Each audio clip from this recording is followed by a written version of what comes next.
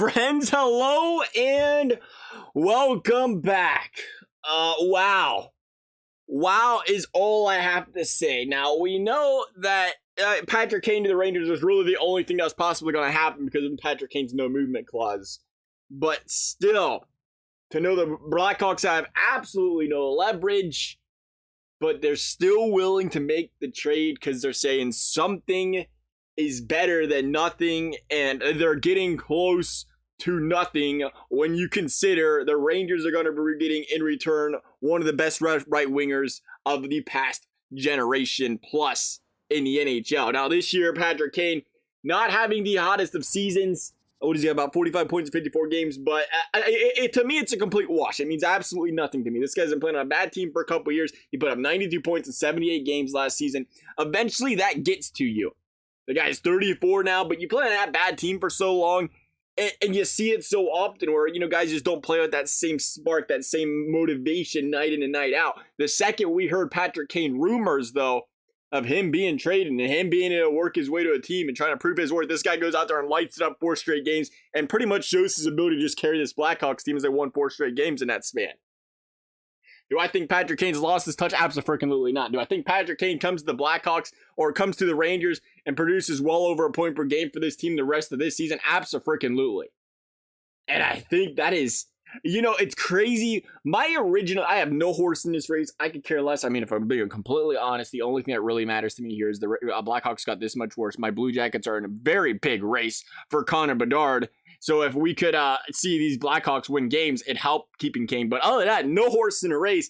But I look at this from like an integrity or more of a parity in the league where it's like you're going to just let one of the best in the league walk to another team for free like this. It's an interesting look, I guess, to say the very least. But I guess, there's free agency, there's stuff like that. But again, it's a very, I don't know, to me, to me, it's hard, I guess.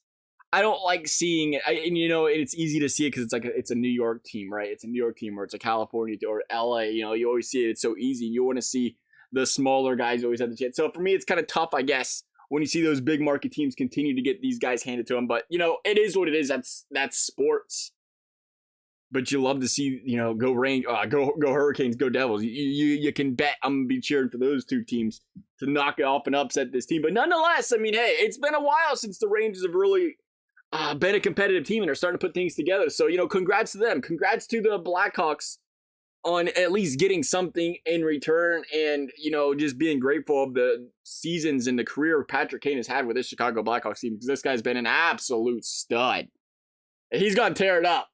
The Rangers are a deadly scary team right now. You got that young core. You bring in Kane. You bring in Tarasenko. I mean, you bring in 2 of the best in their position.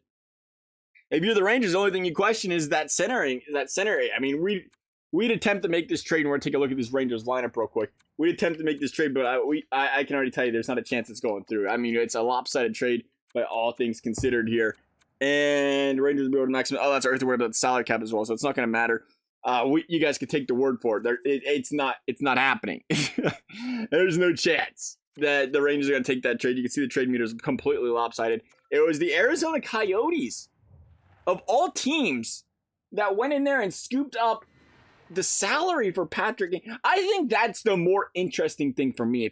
If I am looking at this as a GM standpoint, I mean, again, good for the Rangers. Hey, if they can pick this guy up, I mean, I'm not trying to be, sound bitter or salty about it. Good for the Rangers. Like I said, they can win a Stanley Cup with it. They can win a Stanley Cup. But if I am a GM of any of these other teams, and you have to be the only reason that Patrick Kane can leave the Blackhawks and go to the Rangers, and you can help them out.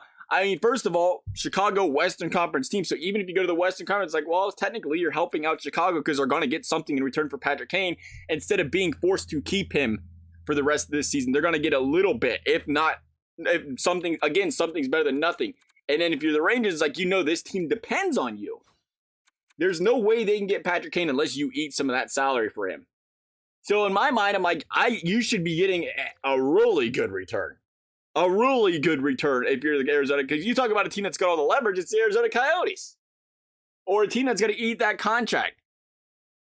But I think that's right. I was like, especially the Coyotes. The Coyotes are an interesting one because I believe the Coyotes There's been a lot of talk about them worried about, paying their guys and Chikrin and moving on and guys like that. So they're worried about taking on that salary. There's a lot of rumors of the Chikrin deal. There's a lot, the way it goes back and forth with the Chikrin. One day we hear they don't want to pay the guys. The next day it's, well, they don't really want to be there. But I mean, they don't have a problem taking on contracts of guys that ain't there. So I don't know if that's the problem. But wow. Patrick Kane to the Rangers. It's going to be different seeing Kane over there in a different uniform. I tell you what.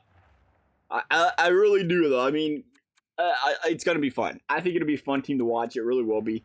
We'll see. We've seen some dominant teams before. I think, again, the thing with the Rangers, and we're going to take a look here in a second, but I think the Rangers thing is it's the center depth that you're now worried about, right?